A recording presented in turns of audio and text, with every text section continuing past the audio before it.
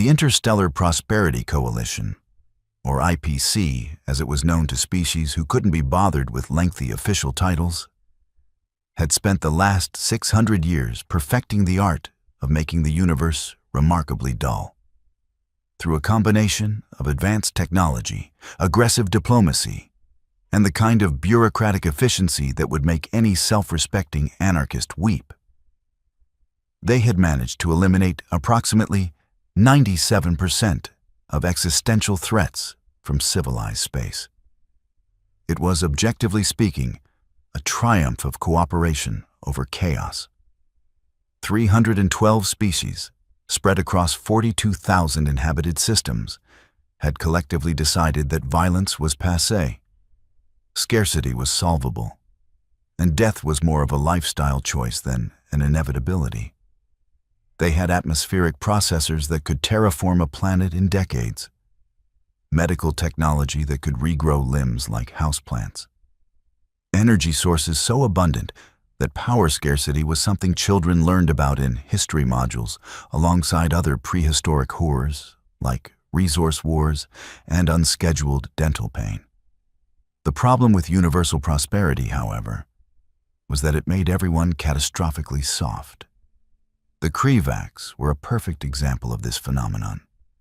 They had evolved on Krivar, a planet that could best be described as aggressively pleasant. Average temperature, 22 degrees. Atmospheric composition, so balanced it could have been used as a chemistry textbook example. Native predators, exactly 3 species, all of which were more interested in eating fruit than anything that might fight back. The planet's most dangerous weather pattern was what the Krivax called a storm, which by any reasonable standard was just enthusiastic drizzle with delusions of grandeur. Over millennia, the Krivax had evolved into tall, graceful beings with iridescent scales that shifted through colors based on their emotional state. They had 6 limbs, counting their 2 tails, and could manipulate objects with remarkable precision. They were excellent mathematicians, talented artists, and absolutely terrible at understanding danger. Which brought us to Commander Thexral, standing on the bridge of the acquisition vessel Silent Prophet, currently approaching what his crew had designated Target 77 Alpha, a human mining operation on an asteroid designated 2251 Pallas in the Sol Systems belt. Biological scan complete, announced Tactical Officer Shrenix, her scales rippling with satisfied purple hues. Target species confirmed as Homo sapiens. Classification, recently contacted. Technology level, Tier 4. Defensive capabilities, minimal. Projected resistance coefficient, 0.23. Thexral nodded, his scales shifting to confident gold. The Krivax had been in the resource acquisition business for 2 centuries now, ever since some enterprising economist had realized that while warfare was illegal, aggressively negotiated asset transfers occupied a legal gray area that the IPC's courts were still arguing about. The business model was elegant. Identify targets with valuable resources, apply sufficient intimidation to encourage cooperation, extract concessions, file the paperwork, and move on. It was like piracy, but with proper documentation and counseling services for anyone who experienced undue stress. Humans were perfect targets. The biological data was clear. They were fragile bipeds with no natural armor, no redundant organs, no environmental adaptations worth mentioning. They had only achieved faster-than-light travel 40 years ago, and were still figuring out which end of galactic politics was up. Their homeworld, Earth, was barely registered in the IPC's databases, beyond a cursory survey noting it as inhabitable, unremarkable, standard classification. "What's the crew complement?" Thexral asked, reviewing the tactical display showing the mining station clinging to the asteroid's surface like a metallic barnacle. 37 humans, Shrenix replied. 12 on active shift, 25 in rest cycle. Station defenses consist of point defense lasers for asteroid debris and what appears to be a single outdated plasma cannon that probably hasn't been maintained since installation. Armament? Standard mining equipment. Plasma cutters, drilling lasers, explosive charges for excavation. Nothing designed for combat. Thexeral's scales rippled with satisfaction. The Silent Prophet had a crew of 45, all trained in intimidation protocols. They had pulse weapons that could stun at range, personal shields that could deflect most projectiles, and most importantly, they had experience. This would be their 43rd successful acquisition this cycle. "Begin approach," Thexeral ordered. "Standard breach protocols. Remember, we want them frightened but functional. Excessive trauma means excessive paperwork." The Silent Prophet glided toward the mining station with the predatory grace of something that had forgotten what actual predators looked like. Magnetic grapples locked onto the station's cargo bay section.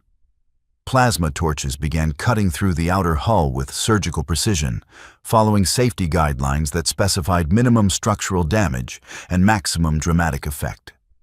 Thexeral led the boarding party through the breach. Pulse rifle held in his primary arms, while his secondary arms carried scanning equipment and restraint devices. Atmospheric smoke deployed automatically, because testing had shown that visible haze increased fear responses by 17% across most species. Holographic projections created menacing shadows. Audio emitters played deep, resonant tones calculated to trigger primal anxiety. They stormed into the cargo bay, expecting panic, submission, or at minimum, some acknowledgement that a hostile boarding action was taking place.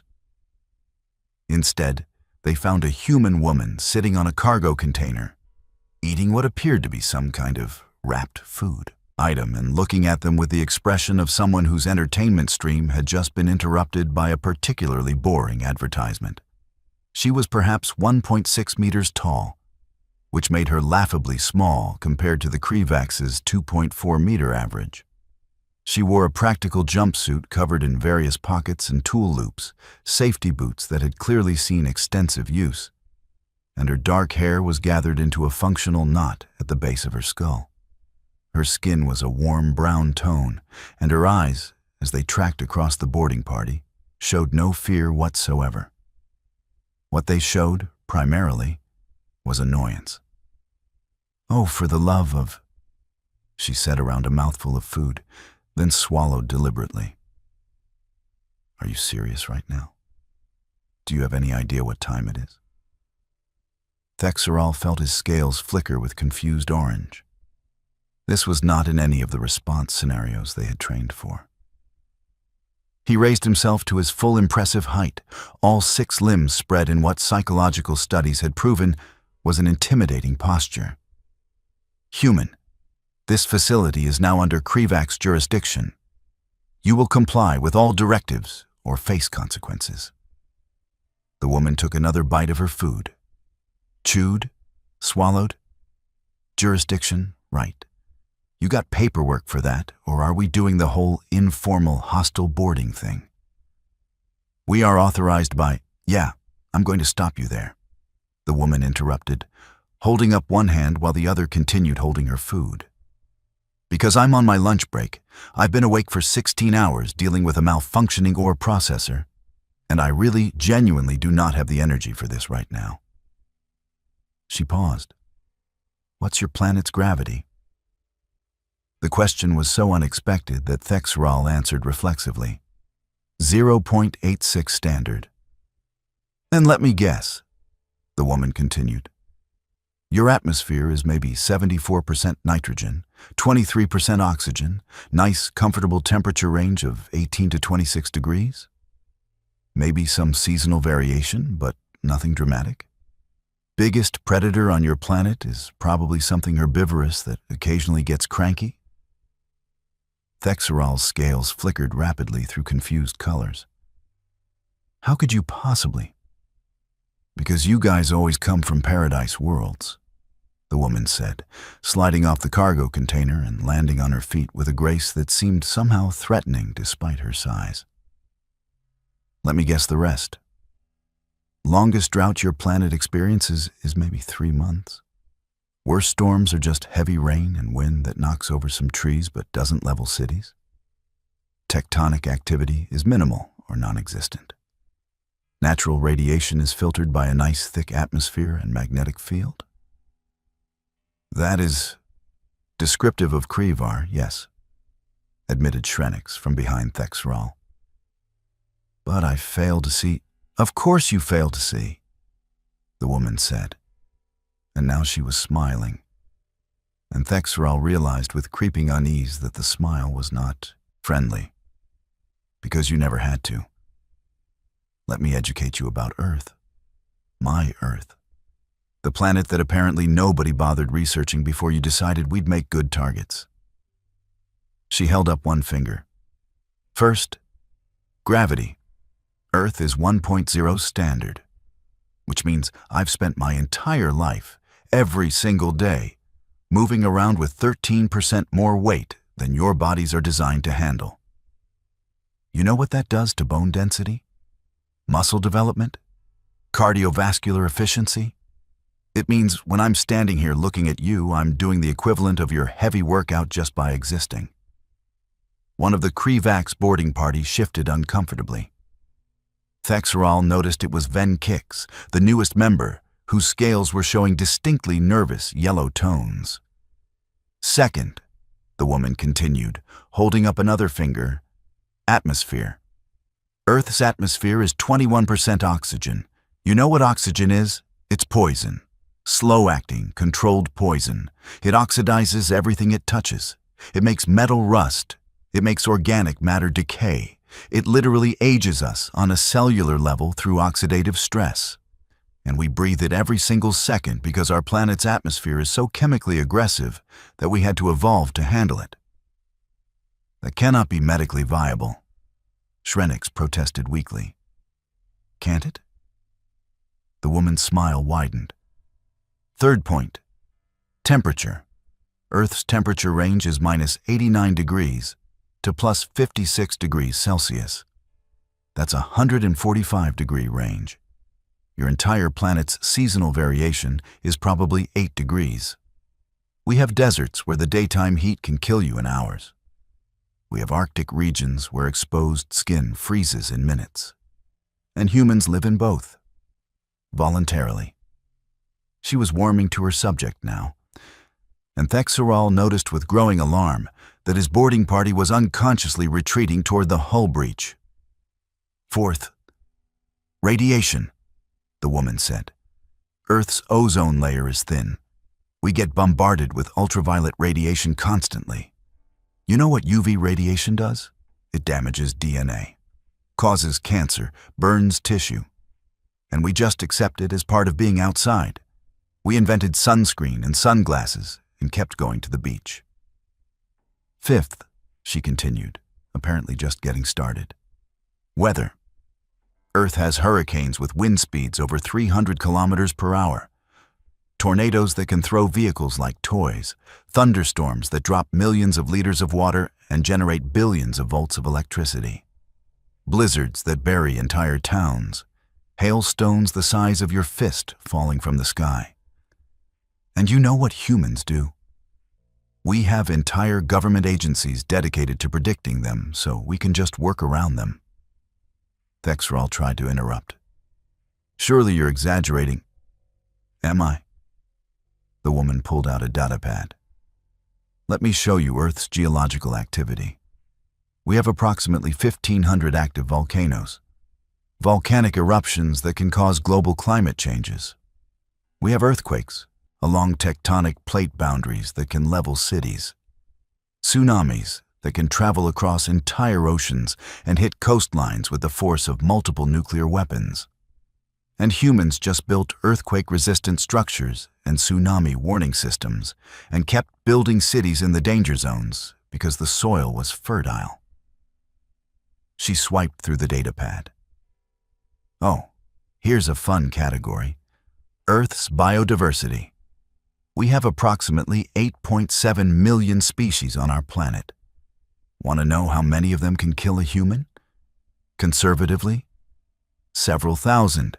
We've got snakes whose venom can drop you in under an hour, spiders whose bite causes necrosis and organ failure, jellyfish so toxic that their sting feels like being branded with hot iron and can cause cardiac arrest, fish that are literally made of poison, plants that cause pain so intense people have described it as worse than childbirth. That's impossible, Venkix whispered. No planet could sustain advanced life under those conditions. And yet, the woman said, spreading her arms, here I am. Let me tell you about Earth's microbiology. We have bacteria that eat flesh, viruses that liquefy organs, parasites that burrow into brains, fungi that colonize lungs, prions that fold proteins wrong and turn neural tissue into sponge. We have diseases with mortality rates over 90% that we only survived through sheer population numbers and evolutionary adaptation. She pulled up another file. Here's Earth's classification in the IPC database. Oh wait, you probably didn't check this part. Class 14 Death World. You know how many Class 14 worlds have produced spacefaring civilizations? 4 out of 312 IPC member species. We're one of 4. Thexeral felt his scales draining to pale, frightened white. Class 14 that's reserved for planets where complex life shouldn't be possible? The woman finished. Yeah. Earth's biosphere is so hostile that most xenobiologists who study it come away wondering how anything survived long enough to evolve. And you know what the answer is? Adaptation. Constant, relentless, brutal adaptation. Earth doesn't let weak things survive. It kills them, quickly. She took a step forward. The entire boarding party took a step back. Let me tell you about human development, she continued. Human children, from birth, are exposed to thousands of pathogens. Their immune systems spend years in active warfare against invasive organisms. We call it building immunity. It means human children exist in a state of low-level biological combat for their entire childhood, and we consider that normal, necessary, expected. We have an entire category of medicine called emergency medicine that exists because humans get injured so frequently that we needed specialists. We have trauma surgery.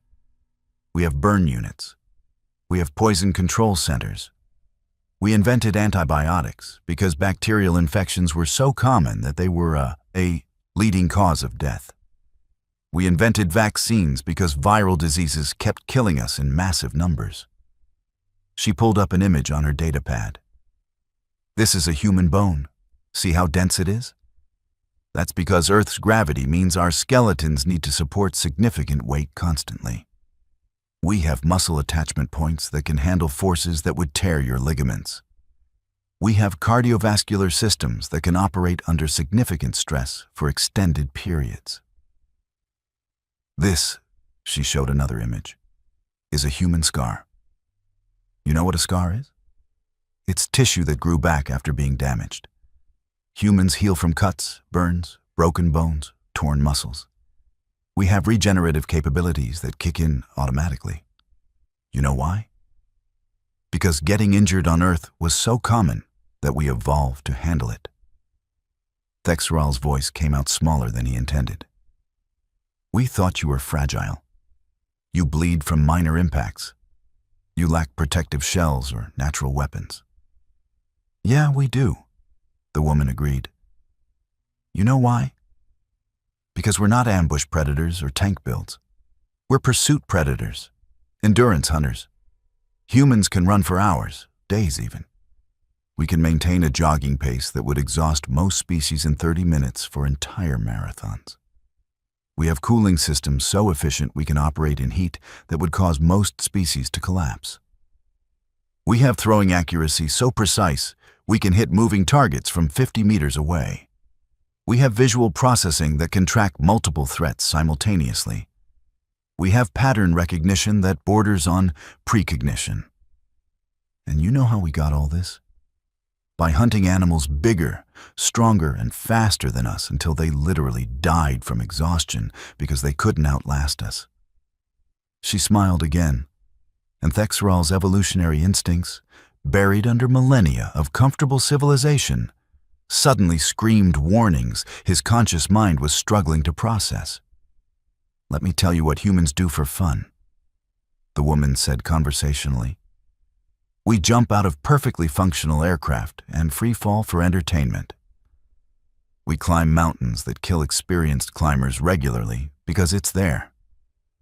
We dive into waters so deep the pressure should crush us, with only mechanical assistance. We surf waves that can smash us into rocks. We ski down mountains at speeds that can cause fatal collisions. We have combat sports where we hit each other in the face repeatedly following agreed-upon rules. We run ultramarathons through deserts. We swim in open ocean despite the presence of large predators. We explore caves that haven't seen light in millions of years. We invented extreme sports because our regular sports weren't dangerous enough. We have an entire category of tourism called adventure tourism, where people pay money to put themselves in dangerous situations deliberately." She pulled up another file. "Here's human history. We've been having wars for approximately 10,000 years. Wars with sharpened sticks, then metal, blades, then projectile weapons, then explosive devices, then chemical weapons, then nuclear weapons capable of destroying our entire planet. And we're still here. We survived ice ages that lasted millennia. We survived volcanic eruptions that blocked out the sun. We survived pandemic diseases that killed a third of our population. We survived each other," she added, which honestly was probably the hardest part. Shrenix made a small sound that might have been a whimper. "You're saying your species' greatest threat was yourselves?" "For a while, yeah," the woman admitted. "Humans are cooperative, but we're also competitive. Pack bonding instincts combined with territorial aggression. It's a fun combination. We eventually figured out that cooperation beat competition in the long run. But it took us a while." She gestured around the cargo bay. "You see this mining station? It's operating in an environment with no atmosphere, extreme temperature variations, constant micrometeorite impacts, and significant radiation exposure. And you know what? This is considered a safe assignment. Low risk. We have operations in worse conditions. We mine gas giants. We work on planets with crushing gravity. We build habitats and star systems with unstable stellar activity." "You want to know what I did last month?" the woman asked. "My crew and I responded to an emergency beacon from a survey ship that crashed on a planet with 1.4 gravity and atmospheric pressure 3 times Earth standard. We spent 6 days in environment suits, pulling survivors out of a damaged hull while local wildlife tried to eat us and volcanic vents kept opening up nearby. And we consider that part of the job." Thexeral felt his pulse pounding in his neck. His scales had gone completely white, the Krivak's equivalent of pure terror. What are you?" "Human," the woman said simply. "Average human. I'm not military, I'm not special forces. I'm not even particularly athletic by human standards. I'm a mining engineer. My most strenuous regular activity is playing amateur soccer on weekends and occasionally hiking. And yet, in the time you've been standing here trying to intimidate me, I've counted approximately 12 ways I could incapacitate your entire boarding party with equipment in this cargo bay." She pointed casually. "See that plasma cutter? It operates at 5,000 degrees. Your scales are thermally sensitive because you never needed heat resistance. That hydraulic press is rated for 15 tons. Your exoskeleton is strong for your gravity, but not for mine. Those explosive charges are mining grade, but they'd work fine in a confined space. The emergency bulkhead controls are on any wall panel, and I can vent this bay to vacuum in 4 seconds. Your suits would protect you, but the panic would neutralize most of your combat effectiveness. But here's what I'm actually going to do, she continued, her voice softening slightly. I'm going to finish my lunch. You're going to take your crew back through that hole you cut in my station's hull, because you will seal that properly before you leave, and we do have repair kits. Then, you're going to go back to your ship and update your targeting database. Do not engage human facilities. And if we refuse? Thexral asked, though every fiber of his being was screaming at him to run. Then I press this, the woman said, holding up a small device. It's the general alarm. It alerts all 37 crew members that we have hostile boarders. You've met me. I'm on my lunch break and I'm tired. You know what 37 humans look like when you interrupt their work cycle with hostile action? She paused for effect. Actually, no, you don't. And I really recommend you never find out. Because here's the thing about humans from Death Worlds. We're friendly and cooperative and generous when you treat us with respect. But we have survival instincts honed by millions of years of everything on our planet trying to kill us. When we perceive a threat, we don't freeze, we don't flee, we eliminate the threat. How? Venkix asked in a very small voice. Efficiently, the woman said. We're very good at it. We've had a lot of practice. There was a long moment of silence. The atmospheric smoke had dissipated. The holographic projections had shut off automatically. The audio emitters had stopped their threatening tones. In the absence of all the theatrical intimidation, the boarding party stood in a cargo bay, facing a single human who had just casually dismantled their entire operation without raising her voice or making a single threatening move. Thexral made what was possibly the smartest decision of his career. Boarding party, return to the Silent Prophet. This acquisition is cancelled. Permanently. His crew scrambled through the hull breach with speed that would have been embarrassing if Thexral hadn't been right behind them. They sealed the breach with emergency foam that was technically adequate, if not pretty. The Silent Prophet disengaged and put distance between themselves and the mining station with what could only be described as undignified haste.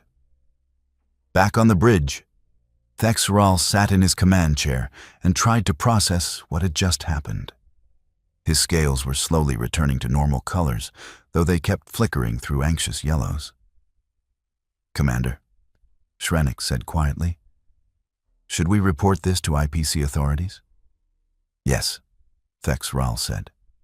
Every word, every data file she showed us, every terrifying detail. The Prosperity Coalition won't believe it. Then they'll learn the same way we did.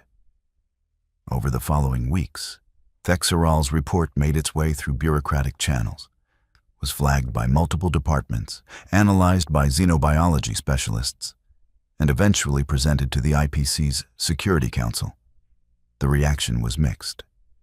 This is clearly an exaggeration, insisted Councillor Murthax, a Silthene whose crystalline physiology made him perpetually skeptical of organic extremes. No carbon-based species could function under such conditions. The data is verified, countered Councillor Yindra, a Morphax who had actually bothered to read Earth survey data. Class 14 classification is accurate. I've cross-referenced with xenobiology databases. Everything the human claimed is documented. Impossible, Murthax said. We have established trade agreements with humanity. They seem perfectly reasonable. They are reasonable, Yindra said. That's the concerning part. They evolved empathy, cooperation, and diplomacy while simultaneously being one of the most resilient predator species in known space. They form emotional attachments to other species' predators and keep them as companions. They domesticated wolves, apex pack hunters, and then bred them into hundreds of variations for different purposes. The council chamber fell silent. "What do you recommend?" asked the security chair. "Reclassify humans as a protected species," Yindra said. "Not because they need protection, because everyone else needs protection from the diplomatic incident that would occur if anyone seriously threatens them. Add them to the non-aggression priority list. Make it very clear that targeting human facilities or personnel carries severe consequences." "You're suggesting we're afraid of them?" Merithax's crystalline structure chimed with indignation. "I'm suggesting we're smart enough not to threaten a species that evolved by outlasting everything their planet threw at them," Yindra corrected. "They're not aggressive by nature. They're actually quite friendly. But their definition of acceptable risk and appropriate response is calibrated to surviving on a planet that actively tries to kill complex life. We do not want to find out what they consider justified retaliation." Back on mining station 2251 Palace, engineer Jenna Kovac finished her lunch, filed an incident report that took approximately 5 minutes, and returned to work. The hull breach was repaired by end of shift. She mentioned the encounter to her supervisor. "Pirates again?" her supervisor asked. "Krivax this time. Nice enough people once you explain things." "How many is that this quarter?" 6. I'm thinking of submitting a proposal for standardized warning broadcasts. Would save everyone time." "Do it. Include it in your quarterly review."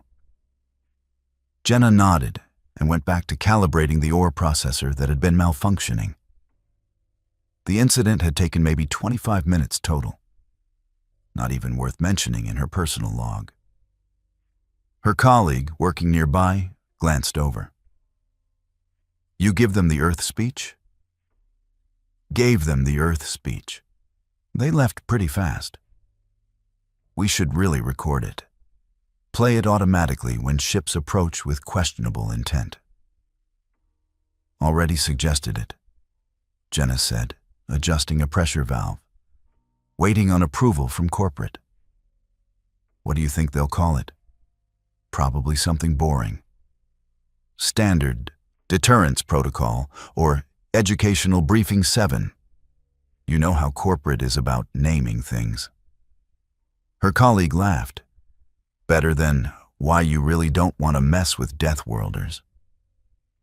That would at least be honest. The mining station continued its operations. Ore was extracted, processed, and shipped. Shift rotations continued.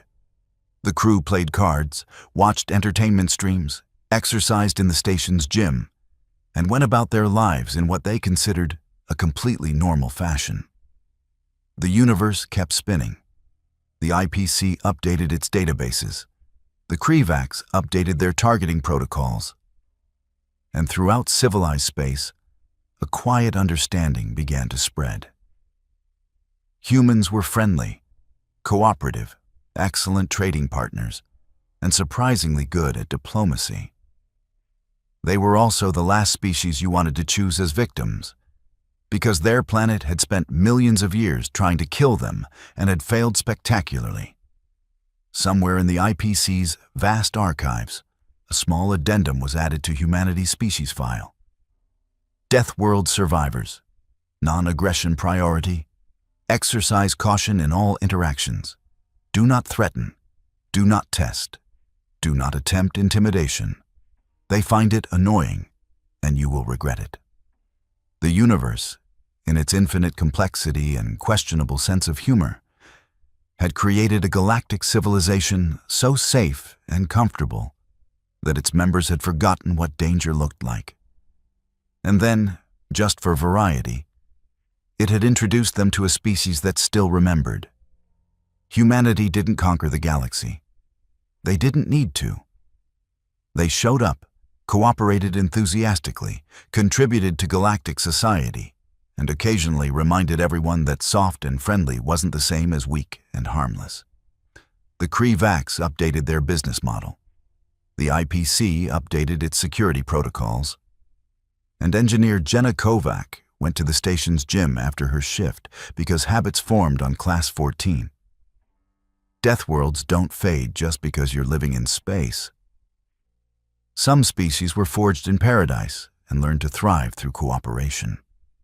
Others were forged in hell and learned to thrive through adaptation. Both had their place in galactic civilization. It just turned out that one of those species had significantly higher baseline capabilities than anyone had expected, and a tendency to casually mention terrifying facts about their homeworld as if they were discussing weather patterns. The universe continued its slow rotation. Stars burned, civilizations prospered, and the fundamental lesson remained. Before choosing a victim, make sure they actually are one. Otherwise, you might find yourself receiving an educational lecture about death world biology from someone who considers surviving just another Tuesday. And really, that was a lesson worth learning the easy way.